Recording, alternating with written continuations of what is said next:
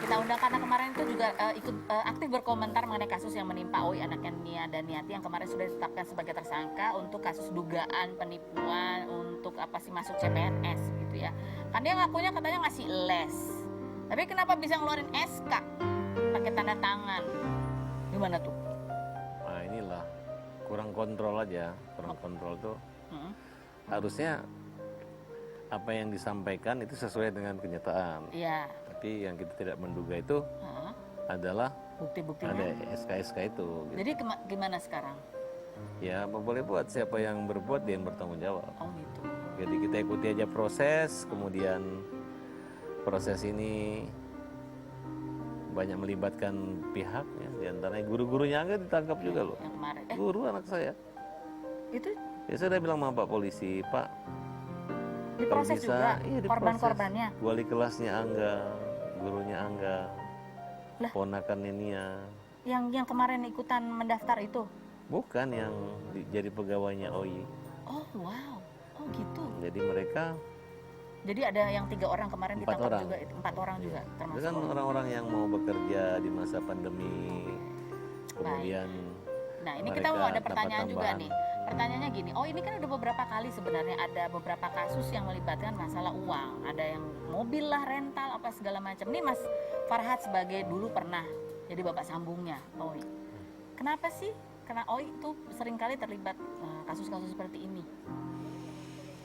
Ya sebenarnya saya tidak mau terlalu ikut campur banyak kasus-kasus sebelumnya gitu. Ya. Walaupun ada itu kan saya anggap memang masa lalu dan sudah tanggung jawab. Ya.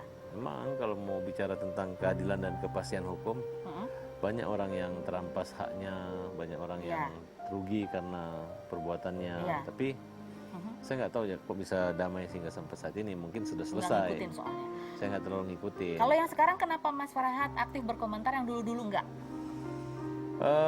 Pertama ini kan karena banyaknya orang yang mencari Nia datang gitu. Kemudian yang Kan rumahnya sebelahan tuh ya, yang dibelah bagi 2. Enggak, Nia kebetulan nggak tinggal di situ, tinggalnya di Kalibata, rumah pertamanya dia.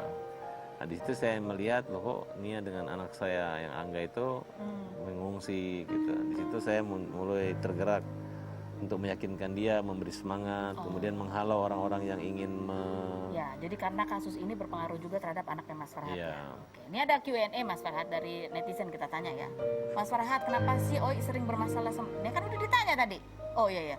Terlibat kasus yang berhubungan dengan penipuan. Dia itu bergaulnya sama siapa sih? Gaya hidupnya gimana? Katanya emang boros ya dan suka foya-foya. Kalau saya sih nggak nyalain orang lain, saya nyalain kan ke Nia dan Niati karena saya anggap mungkin karena terlalu sayang. Anak ini kan kalau disayangkan akhirnya kan jadi manja. Kalau manja kan ikut ke gaya style, lifestyle, gaya hidupnya. Nah, gaya hidup mewah, kemudian penghasilan tidak sesuai dengan pengeluaran, akhirnya mereka melakukan ya kegiatan-kegiatan yang melanggar hukum dan mengambil uang dengan cara yang tidak benar. Nah kalau Angga gimana nih anaknya Mas Farhad? Kalau anak saya kan masih umur 18 tahun, udah gede loh. Baru mau kuliah. Kemudian ya tidak terlalu bisnis, ya memang masih pengawasan ibunya gitu. Ya. Kalau Mas Farhad bisa nasihatin anaknya ini udah 18 tahun, nasihat apa yang paling penting yang harus dipegang sama Angga? Ya buat sesuatu yang membanggakan dan memberi manfaat buat keluarga, buat masyarakat gitu. Jadi ya hindari, kejujuran itu paling penting. Aksi-aksi tipu-tipu dan merugikan orang kalau bisa dihindari. Masih ketemu sama anaknya nggak sih Mas Farhad? Kan dulu kan sempat anaknya ya agak kesel-kesel juga sama Mas Farhad. Masih? Oh sering, masih ketemu. Masih sering ya. Oke Mas Farhad ada lagi. Kenapa sih? Ada lagi pertanyaannya, coba kita lihat. Ganti pertanyaannya. Nah Mas Farhad, gimana Mbak Nia dan Niati menghadapi kasus anaknya yang bermasalah sama orang karena masalah uang? Ini masih sering ketemu ya, terakhir aku lihat. Ya itu kalau zaman masih kecil kan bermasalah dengan uang karena mungkin jarang dikasih uang. Nah kalau sekarang ini kan sudah besar semua gitu, sudah punya rumah tangga gitu. Jadi penghasilan keuangan itu kan bukan dari orang tua, udah tanggung jawab masing-masing. Nah kalau dia bermasalah dengan uang ya, saya masih sampaikan ke Nia, nanti sebenarnya kalau saya punya anak banyak uang tiba-tiba saya harus mempertanyakan kerjanya apa gitu. Ya tapi karena mungkin dibohongin bahwa kerjanya apa, tapi ujung-ujungnya kena sini. Yang jadi persoalannya kan sangat banyak orang-orang yang tidak punya potensi untuk ikut dihukum tiba-tiba menjadi peluang untuk dipenjara juga. Itu yang saya anggap terlalu sangat merugikan gitu. Kalau mau rugi ya rugi diri sendiri aja.